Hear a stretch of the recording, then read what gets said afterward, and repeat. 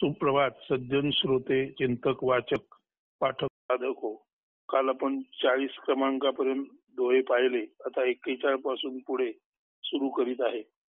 राम नाम सुमिरन करे सद्गुरु पद निज ध्यास आत्म पूजा जीव दया है लहे सो मुक्ति अमान. राम नाम नित स्मरण करी धरी गुरुपदेशा निज ध्यानी जीव दया ही आत्मपूजा जाणी मोक्षाची ती खाणी.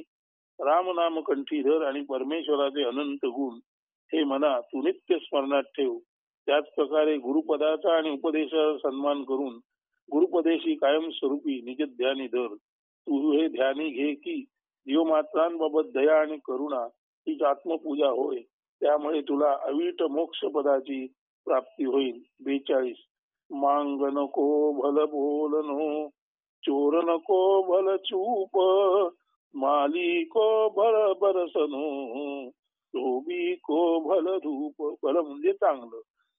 बोल मधु बोल भले याचकासाठी चोरासाठी मौन मायासाठी भला पाऊस तरी धोब्यासाठी ऊन. एकाला जी बाब चांगली किंवा कल्याणप्रद ठरते ती दुसऱ्यासाठी तशी नसते. याचक किंवा मागणाऱ्याला बोलणे गोड मधुर भाषण हितावं असते, मात्र चोरासाठी मौनच योग्य ठरते. मायाला पाऊस चांगला वाटतो, त्यामुळे झाडांना पाणी देण्याचे त्याचे कष्ट कमी होतात, तर धोब्याला ऊन हवेसे वाटते, त्यामुळे त्याचे धुतलेले कपडे लवकर सुकतात. 43 नाम भजो मन बसी करो यही बात है तंत काहे को पड़ी पची मरो कोटिन ज्ञान गिरंत. हरिनाम गुरुनाम धरी स्मरण करी हेची तत्व फुगा फुका का बहुवाचन करीसी व्यर्थ सारे ग्रंथ. हरिगुण ध्यान आणि गुरुपदेशाचे स्मरण हेच तर तत्वम किंवा तत्वमसी सार असून त्यानेच प्रभू कृपा प्राप्त होते. हेच परम सत्य आहे. या वाऊगे केवळ ज्ञान ग्रंथांचे शुष्क वाचन व पठन करून अपार खटपट केली तरी ती व्यर्थ ठरते. खरे तर ज्ञान ग्रंथांचे सार सुद्धा प्रभू व गुरु यांचे ध्यान हेच आहे. ते न उमजले तर सर्व खटाटोप वायाच गेला म्हणायचे. येथे परमहंस सद्गुरु श्री स्वामी स्वरूपानंद त्यांची पुढील होवी वाचकांनी ध्यानात घ्यावी. हरिध्यान हरिध्यान तेची माझे तत्वज्ञान स्वामी करी हरिध्यान तेने नित्य समाधान. तत्वमसी वा तत्वम याच सुद्धा सार शेवटी हरिध्यानच आहे. हे येथे कबीर आणि या आत्ताच वाचलेल्या हरिध्यान हरिध्यान त्याची माझे तत्वज्ञान स्वामी करी हरिध्यान ते निमित्त समाधान. तर कबीर आणि स्वामी स्वरूपानंद किती तंतोतंत एकच गोष्ट सांगत आहेत हे तुम्ही येथे लक्षात घ्या. 44 नंबरचा दोहा. चातुर को चिंता धनी नहीं मूर्ख को लाज सर अवसर जाने नहीं पेट भरन सू काज. चातुर को चिंता धनी नहीं मूर्ख को लाज सर अवसर जाने नहीं पेट भरन सू काज. ज्ञानी विवेकी चिंता करी मूर्खा नाही लाज वेळ अवेळ जाणीन केवळ उदर भरण ही काज. विवेकी ज्ञानी माणूस सदा सर्वदा सावध असतो, म्हणून तो नेहमीच योग्याच्या विचारात चिंतनात असतो. या उलट मूर्ख असतो, त्याला लाज लज्जा सारासार विवेक नसतो. उचित अनुचित काळ वेळाचे त्याला भान नसते. केवळ पिंड पोषण खाणे पिणे याखेरीज त्याला काहीही काम नसते.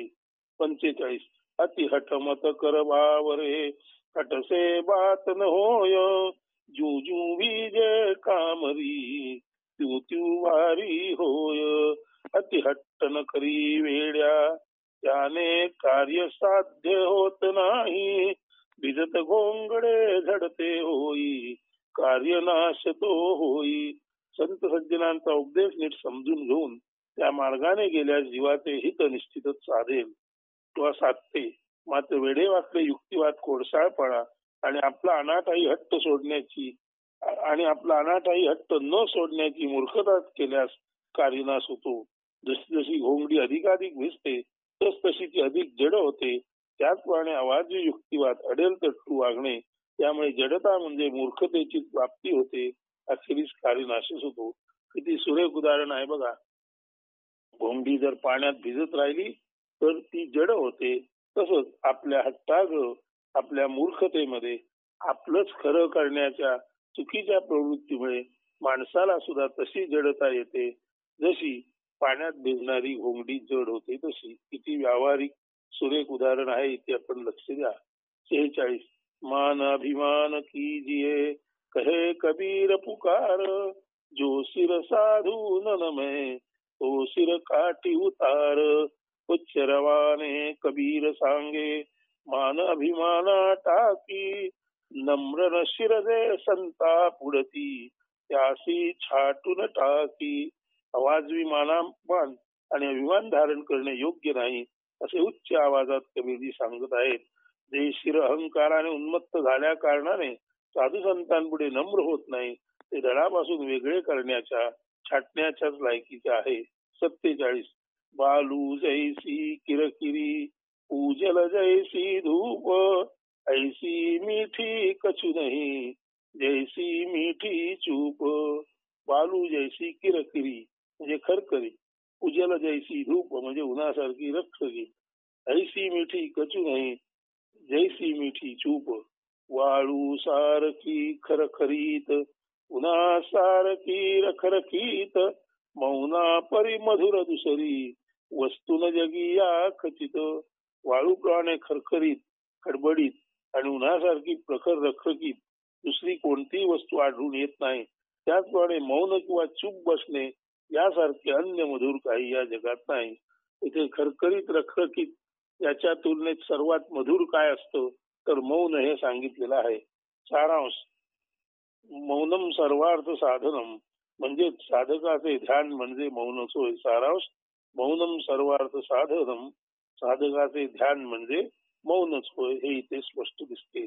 48 ऋतू बसंत याचक भया करखीरिया द्रुमपात ताते नव पल्लव भया दिया दूर नहीं जात. वसंत बनता याचक त्यासी वृक्ष पाने मोहर देती फिरुनी मिळविती नव संजीवनी दान जाई ना माती. चैत्र वैशाखामध्ये वसंत ऋतू देवाकडे किंवा निसर्गाकडे जणू याचना करतो. त्यामुळे झाडे अतीव आनंदाने त्याला आपली पाने मोहर अर्पण करतात. पाने मोहर वसंताला देऊन तीच झाडे ज्येष्ठ आषाढामध्ये म्हणजे ग्रीष्मामध्ये अगदी मरगळतात किंवा निस्तेज होतात. मात्र त्यांनी वसंताला दिलेले दान व्यर्थ जात नाही. श्रावण भाद्रपदामध्ये म्हणजे वर्षाखाली त्यांना नवी पालवी पिवलाली तांबूस हिरवी पाने भरभरून येतात. वृक्षांना नवसंजीवनी मिळते. सारांश दिलेले दान कधीही वाया जात नाही. म्हणून त्या ऋतूत जरी झाडाने आपलं दान केलं आणि ती काही काळ निस्तेज झाली तरी त्याने दिलेलं दान शिशिर ऋतूत जर त्यांनी आपली पानं झाडून टाकली तर पुढे अर्थातच पुन्हा त्यांनी हे पानं टाकण्याचं जे दान दिलं त्याचे परिणामता पुढील ऋतूमध्ये त्यांना नवसंजीवनी येते नवपालवी येते हे तिथे सांगायचं आहे. म्हणजे कोणतंही दान व्यर्थ जात नाही हे इथे स्पष्ट करायचं आहे. 49वा दोहा काम क्रोध तृष्णा तजय तजय मान अपमान सद्गुरुदाया जाही पर जम सिर मरदे मान.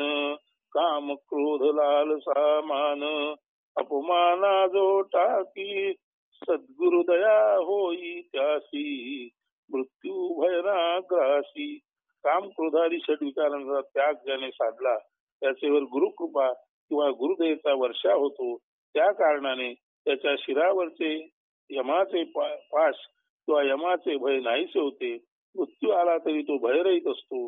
सारांश अशा साधकाला निर्भयता प्राप्त होते. 50 जहान जाको गुण लहे जहान ताको ठाव धोबी बसके क्या करे दिगंबर के गाव. जेथ गुणांचा नाही ग्राहक जेथ गुणांचा नाही ग्राहक तेथ ना साधू काम दिगंबरांच्या गावी वसता धोब्या का नाही काम. साधू संतांना येथे सज्जनांच्या गुणांची फिकीर नाही, जेथे गुणग्रहणशीलता नाही तेथे काहीच काम नसते. जसे निर्वस्त्र राहणाऱ्यांच्या गावी धोब्याला वस्ती करून काही उपयोग नसतो. जेथ गुणांचा नाही ग्राहक तेथ ना साधू काम. दिगंबरांच्या गावी वसता धोब्या नाही काम. म्हणजे साधू संतांना तिथे सज्जनांच्या गुणांची फिकीर नाही, तिथे गुणग्रहणशीलता नाही, तिथे काहीच काम नसते. जसे तिथे निर्वस्त्र राहणाऱ्यांच्या गावी म्हणजे दिगंबरांच्या गावी धोब्याला वस्ती करून काही उपयोग नसतो. 51. जो जल बाढ़े नाव में घर में बाढ़े नाम, दोनों हाथ उलीचिए यही सयानो काम. जो जल बाढ़े नाव में घर में बाढ़े नाम, दोनों हाथ उलीचिए यही सयानो काम. 51 दोहा. नावे मध्ये भरे पाणी ऐसे वाढे घरात जरी धन, दोन हाती उचलून घेई टाके बाहेर तो सज्जन. नावेमध्ये पाणी भरू लागतात आणि घरामध्ये धन वाढू लागतात. अनुक्रमे पाणी व धन दोन्ही हाताने उचलून घेऊन बाहेर टाकणे हे सज्जन किंवा शहाण्या माणसाचे कर्तव्य ठरते. अन्यथा नाव व घर यांचा त्यामध्ये राहणाऱ्यांचं सर्वनाश ठरत आहे. तर ते सांगायचं तात्पर्य आहे की नावेतील पाणी नावेला बुडवते, तसेच घरामध्ये अतिरेकी धन आलं तर ते घरातील वाढते धन, घरातील माणसे, संसार सर्वांनाच नाशाला कारणीभूत होते. वाढते धन सुद्धा शेवटी नाशच घडवते, हे इथे आपण लक्षात घ्यायचं आहे. 52. कायासो कार्य करे सकल काज की रीत, कर्म भर्म सब मेटके राम नाम सौप्रीत. काम कर्तव्ये सकल करावी परी, योग्य रीत ना सोडावी. कर्म धर्म जरी करी तरी भ्रम न धरी, राम प्रीती ना सोडावी. शरीराने सर्व शारीरिक कामकाज करताना योग्य रीत सन्मार्ग यांचाच अवलंब करावा. तसेच इतरही मानसिक धार्मिक कर्मे करताना मनात संशय, भीती, शंका, कुशंका यांना थारा न देता राम भक्ती किंवा ईश्वर श्रद्धा दृढ ठेवूनच सर्व काही करावे. काम कर्तव्ये सकल करावी परी, योग्य रीत ना सोडावी. कर्म धर्म जरी करी तरी भ्रम न धरी, राम प्रीती ना सोडावी. सर्व कर्म धर्म व्यवस्थित मार्गान करा, मात्र रामाबद्दलचं प्रेम, त्याची भक्ती करताना कोणत्याही तऱ्हेचा संशय मनामध्ये धरू नका. 53.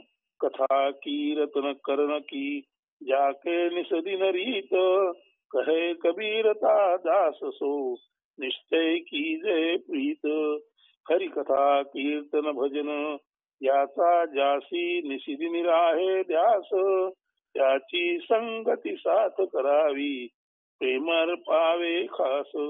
संत कबीरजी सांगतात की जो हरिकथा, संकीर्तन, भजन यामध्ये निशिदिन मग्न राहतो त्याचीच साथ संगत इतरांनी करावी. अशा या भगवत भक्ताला आपल्या हृदयीचा सद्भाव प्रेम अर्पण करावा. येथे पान 38 आणि पहिलं प्रकरण सदाचरण हे पूर्ण झालं. पान 39 पासून पुढील प्रकरण उक्ती आणि कृती आता सुरू करत आहे. प्रकरण 2 उक्ती कृती. कथनी मीठी खांडसी करनी विष की लोय, कथनी से करनी करे विष से अमृत होय.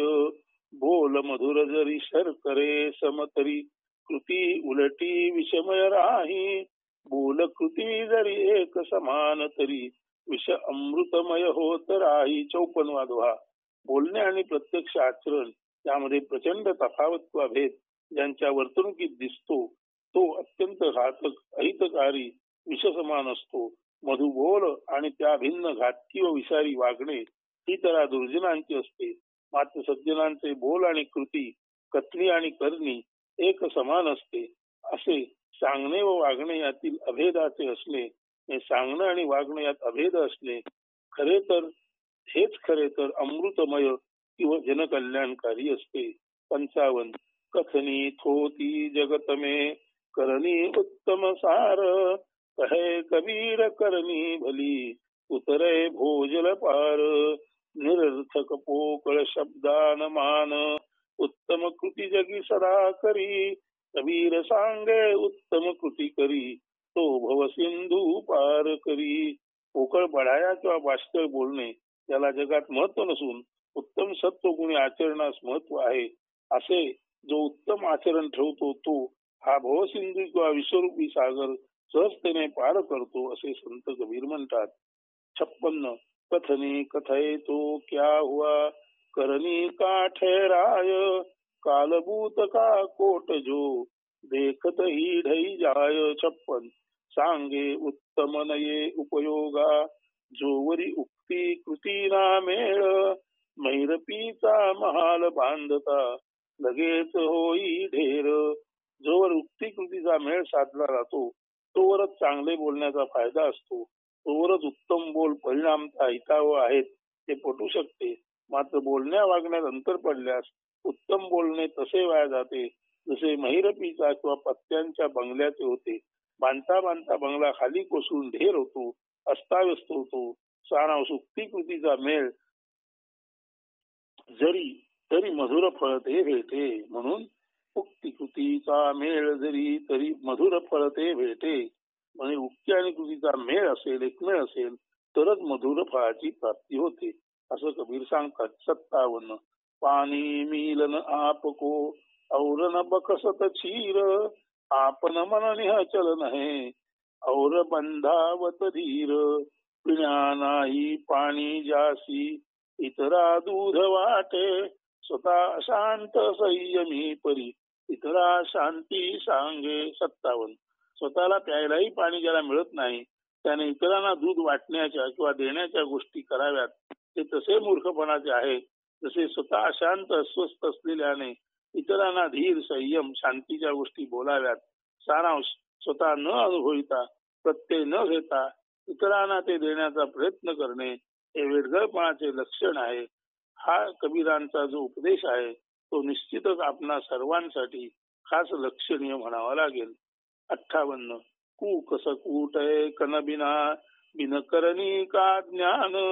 जो बंदुक गोली बिना, भडकन मारे आन. धान्य नसता भुसा कुटणे, स्वानुभवा विनोपदेश. बिना गोळी बंदूक साडे, न मारी शत्रूस. कुठल्याही गोष्टीचा यथार्थ अनुभव महत्वाचा असतो. धान्य काढताना भुसा वेगळा आणि धान्य वेगळे, म्हणजे मर्म म्हणजे दाणे वेगळे आणि टाकाऊ टरफल वेगळे केले जाते. मात्र प्रत्यक्षात जर कोणी टरफलच किंवा भुसाच कांडीत राहील तर त्याच्या हाती घाई येणार नाही, परिश्रम फुकाचे ठरतील. स्वानुभवाविण उपदेश निरर्थकच असतो. गोळी नसताना बंदुकीचा चाप ओढल्यास पोकळ आवाज आला तरी प्रत्यक्षात त्यामुळे शत्रूचा जीव कधीच जाणार नाही. ज्ञान व कर्म एकत्व, सांगणे व तद्वत वागणे हे फार महत्वाचे आहे. 59. साखी लाय बनायके, इतच्छर काटी. कहे कबीर कबल कीजिए, झूठी पत्तर चाटी. अक्षर शब्दा फेरफार करुनी, करी कविता. पृष्ठे खाई करी उचले गिरी, त्याने दीर्घ काळ नये जगता. काही स्वतःला कवी म्हणून घेण्याच्या इच्छेने प्रेरित होऊन इतरांचे शब्द, त्यांची अक्षरे यामध्ये काटछाट करून एक बनावट असे स्वतःचे काव्य लुच्चेगिरीचा अवलंब करून बनवतात. परंतु ते हे जाणीत नाहीत की अशी उचलेगिरी किंवा दुसऱ्याची उष्टी पत्रावर चाटून दीर्घकाळ जगता येत नाही. चोरी लबाडी आज ना उद्या उघड होतेच होते. आपल्या लक्षात येत असेल की कवीचे प्रकार मागे एका ठिकाणी आपण वर्णिले आहेत आणि ते मेघवृष्टीमध्ये आहेत आणि अर्थातच आत्मोपनिषद मध्ये ते आलेले आहेत. त्याच्यामध्ये सांगितलं आहे की कोणी पुष्कळ खरकटे खाऊन जगणारे कवी असतात, कोण चारोळीचे चोर कवी असतं, कोण गर्भपात म्हणजे गर्भधारणा होण्या अगोदरच गर्भपातातूर सिझेरियन कवी असतात, म्हणजे पूर्ण भावाची निर्मिती होण्या अगोदरच घाई करणारे आणि काव्य प्रसवणारे असतात. कोणी कोंबडी कवी, कोणी बकरी कवी, कोणी चोर कवी, कोणी उष्टे माष्टे करकटे हे करणारे कवी असतात आणि फक्त संत महंत हेच खऱ्या अर्थाने विश्वकवी असतात. तर तिथे जे काव्याचे किंवा कवींचे वेगवेगळे प्रकार सांगितलेले आहेत त्याबद्दलच इथे अक्षर शब्दा फेरफार करुणी करी कविता पृष्ठे खाई करी उचले गिरी त्याने दीर्घ काळ नये जगता.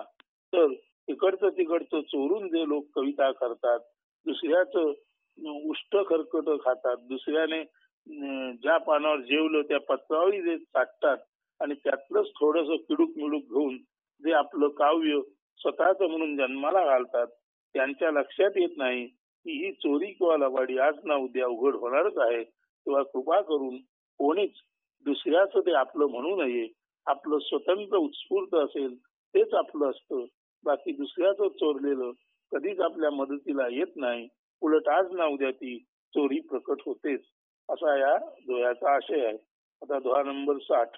कथनी काची होय गई करीन सार श्रोता वक्ता मरी गया मूर्ख अनंत पार जरी न करी कृती उक्तीनुसार तरी कार्य व्यर्थ ते जाई मूर्खतेच्या चक्री अडकुनी श्रोता वक्ता नाशतो होई.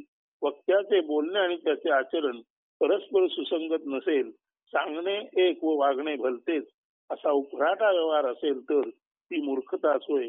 प्रत्यक्ष व्यवहारात याच मूर्खतेच्या चक्रात अडकून श्रोता व वक्ता दोन्ही सतत हजर असतात, अनादि अनंततेने नाश पावत असतात. असे असंख्य मूर्ख वक्ते व श्रोते यांनी हे जग खचाखच भरून गेले आहे. 61.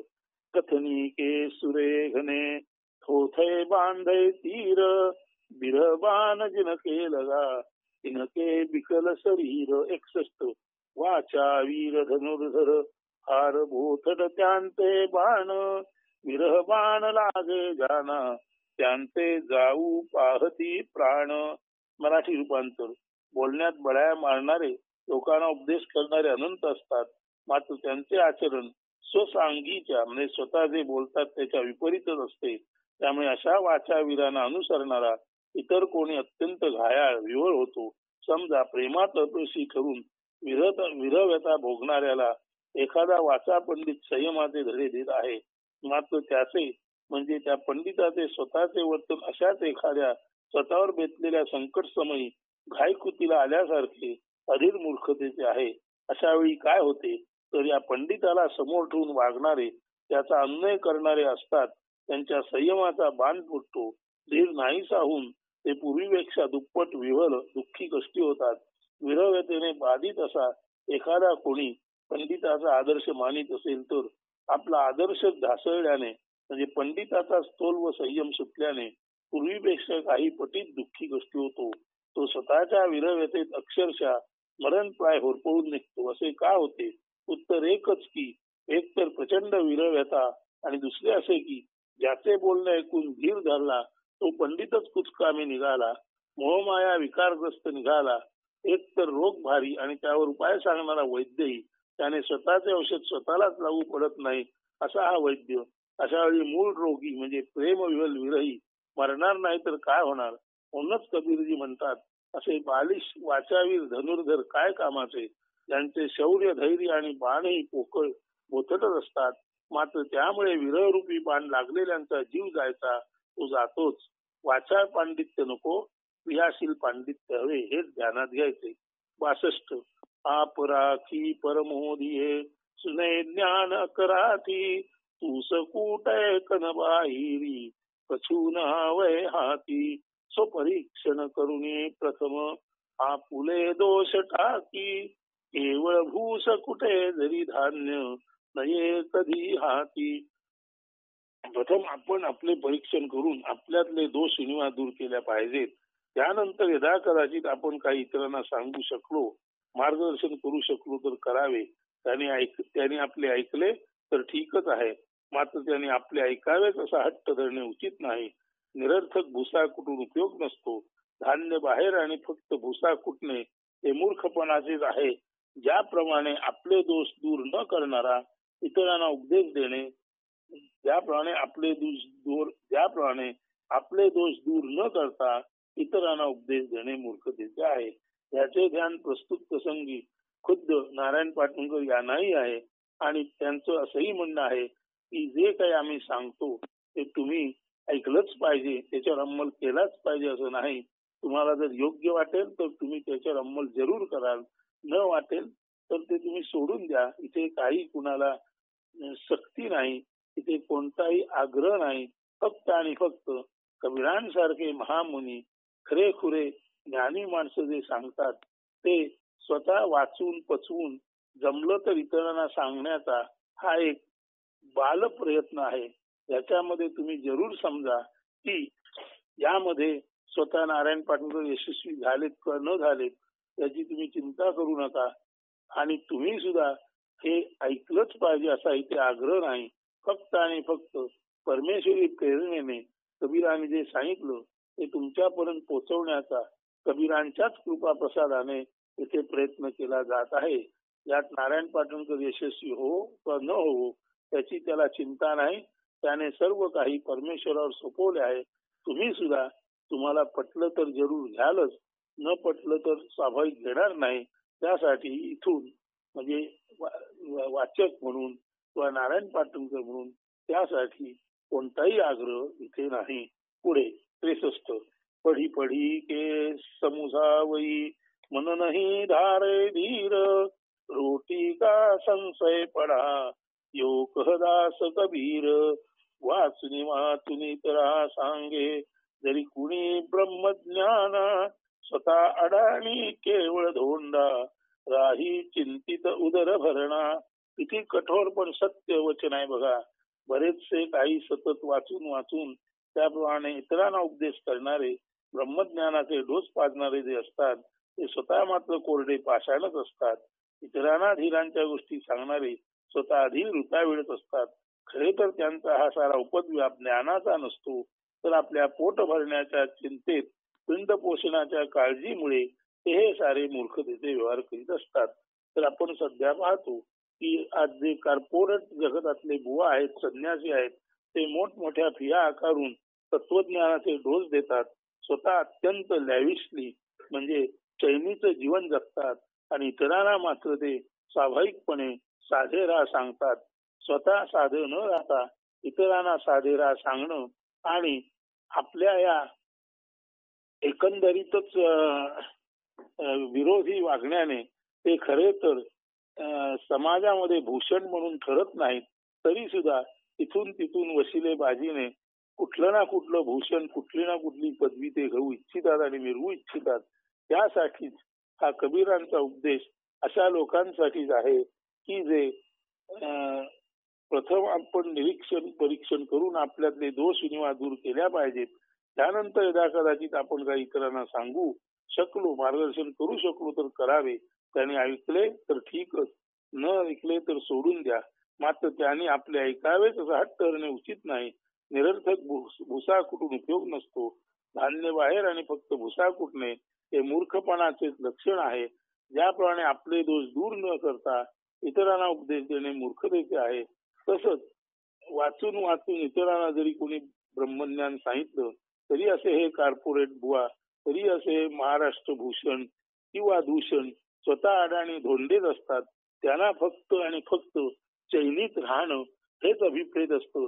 त्यासाठीच त्यांनी सर्व आपला जो काही सत्संग असतो तो कार्यप्रवण केलेला असतो. आता हे एखाद्याला पटेल न पटेल, परंतु स्वतः कबीरांच्या वाणीमध्ये हे स्पष्ट झालेलं आहे. त्यामुळे जरूर आपण त्याचं चिंतन करू शकता. म्हणून वाचुनी वाचुनी तरा सांगे जरी कुणी ब्रह्मज्ञाना स्वतः अडाणी केवळ धोंडा काही चिंतित उदर भरणा. बरेचसे काही सतत वाचून वाचून त्याप्रमाणे इतरांना उपदेश करणारे ब्रह्मज्ञानाचे डोस पाजणारे जे असतात ते स्वतः मात्र कोरडे पाषाणच असतात. इतरांना धीराच्या गोष्टी सांगणारे स्वतः अधीर उताविळत असतात. खरे तर त्यांचा हा सारा उपद्व्याप ज्ञानाचा नसतो तर आपल्या पोट भरण्याच्या चिंतेत पिंड पोषणाच्या काळजीमुळे नव्हे. त्याही पलीकडे जाऊन तत्वज्ञान सांगून आपण कसे चैनीत मजेत राहू शकतो हेच सर्व त्यांना साधायचे असते. असा हा सारा मूर्खतेचा व्यवहार आहे, ज्याला आज दुर्दैवाने आपल्या समाजात फार मोठेपणा किंवा फार मोल दिलं जातं. अर्थात ते निश्चित चुकीचं आहे. ते कबीर तुम्हाला पुन्हा पुन्हा सांगत आहेत. 64 कथनी बदनी छाडी दे करणी सोचित लाय नरसो जल प्याये बिना कबहू प्यास न जाय. नको सांगणे तसे उपदेशिने देई सद्वर्तनी तू ध्यान. तहानलेल्या पाण्या वाचुनी शांतन करी तसे ज्ञान. सांगणे उपदेशिने हा सारा अहंकार आहे, त्याचा हे मना तू त्याग कर आणि स्वतः मात्र उत्तम आचरण ठेव. ज्याला तहान लागली आहे त्याची तहान पाण्यानेच शांत होते, ती ज्ञानाने होत नाही. म्हणून प्रथम गरजवंताची गरज भागवणे महत्वाचे. उपदेश दूर ठेव आणि प्रथम गरजवंताला मदतीचा हात दे. 65 चतुराई चुल्हे पडे ज्ञान कथय हुलसाये. भाव भक्ती जाने बिना ज्ञानपनो चली जाय.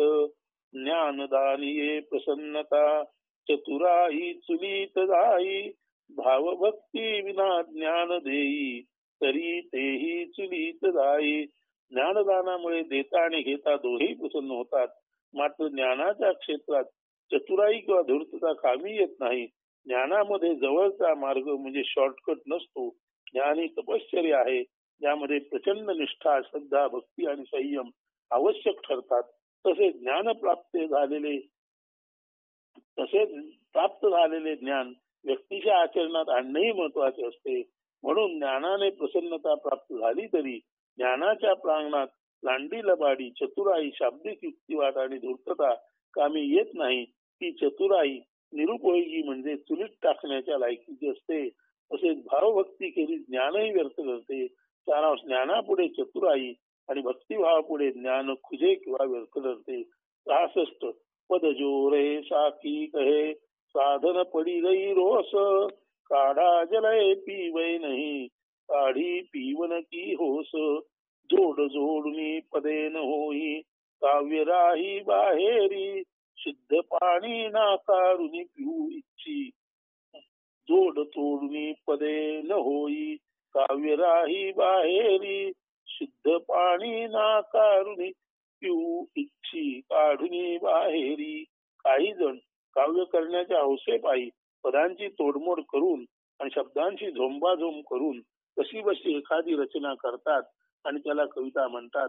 मात्र कवितेचा मूळ आत्मा काव्य अर्थातच ध्येयता आणि अर्थपूर्णता व भावगर्भता त्यामध्ये नसल्याने अशी कविता जी विना काव्यच राहते ती एक शुद्ध भावहीन रचना ठरते. हा प्रकार तसा असतो. याप्रमाणे सहज उपलब्ध आणि अनुभवाच्या सत्यतेवर उतरलेले गुरुज्ञान टाकून कोणी एखाद्याने अहंकारग्रस्त होऊन स्वतःचे बोल ज्ञान म्हणून सांगत फिरावे व मिरवावे. स्वच्छ पाणी दिले असता ते नाकारून तलावातून पाणी काढून पिण्याची इच्छा धरल्याप्रमाणे असते सारे वर्तन. म्हणून जोड जोडणी पदे न होई काव्य राही बाहेरी. शुद्ध पाणी नाकारुनी पिऊ इच्छी तलावा बाहेर काढुनी.